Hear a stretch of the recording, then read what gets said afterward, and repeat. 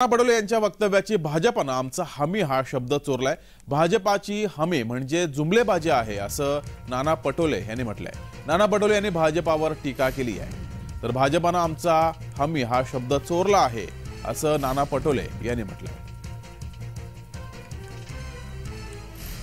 Guarantee Rahul गांधीजींनी दिली होती कर्नाटकमध्ये निवडणुकीच्या काळात की आमचं सरकार आल्यानंतर ज्या काय 5 गॅरंट्या कर्नाटकमध्ये दिल्या होत्या त्याच्यामध्ये गॅस सिलेंडरचा विषय होता की 500 रुपयाला आम्ही गॅस सिलेंडर देऊ।